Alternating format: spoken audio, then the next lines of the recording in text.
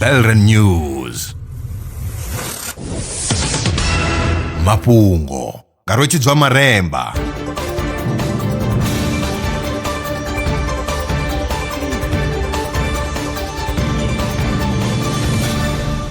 Ndo livhuwa vhukuma zwa zwino ndi tshifhinga tsha mafhungo. Ngudo ntswa i khou bvumba uri hu ḓo vha na u gonya ha khuḓano vhukati ha vhathu na nḓou tshipembe ya Afrika. Vhunzhi ha vhalimi vha ṱangana na khaedu ya uri nḓou dzi tshinyadza zwiliṅwa zwavho. U tshinyadzwa ha zwiliṅwa zwi vhanga ndozwo khulu kha vhalimi. Tsedzuluso yo shumisa data ya zwiwo zwa khuḓano vhukati ha ṅwaha wa 2004 na 2012 ngei kha ḽa Namibia, Botswana, Angola na Zambia. Zwi tshe zwo ralo, dzingu ḽa tshipembe ya Afrika ndi hayani ha nḓou dzi hovhelelaho zwigidi zwa maḓana mararu. Ngudo yo rangiwaho phanḓa nga Yunivesithi ya California, Santa Barbara yo gandiswa kha dzhenala ya PNAS Nexus. Borasaintsi vho gudaho matombo a kale vha ri vho wana vhuṱanzi vhuswa ha uri maḓi o tamba tshipiḓa tshihulwane kha uri ḽifhasi ḽi vhe zwine ḽa vha zwone zwino. Vho guda matombo a bvaho kha thavhandubi ane a khou anganyelwa uri o sikwa miṅwaha ya biḽioni 3 yo fhelaho. Bambiri, modern arc-like water content in the source of 3.1 billion-year-old volcanic rocks yo anḓadzwa kha Nature Communications.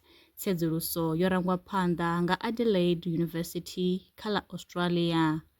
A guma ngorali mafhungo e nda vha farela one. Nṋe na vhone kha ri ṱangane tshifhingani tshiḓaho.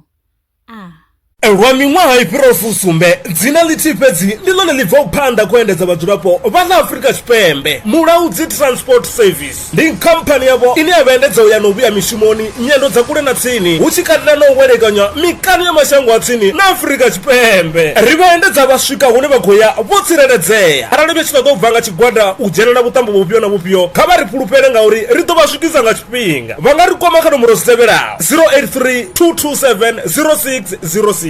Mulaudzi Transport Service. No place is too far to reach.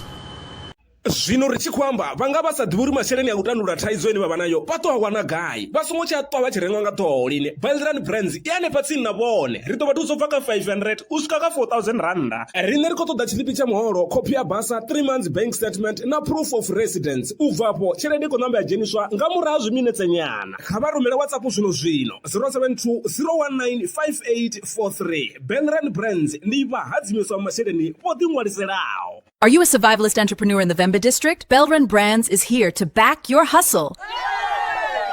Get a loan from just 500 rands up to 4,000 rands designed to grow your business. All you need is 6 months of bank statements, 6 months of sales records, your South African ID, and proof of residence. Apply today on WhatsApp 07201958843.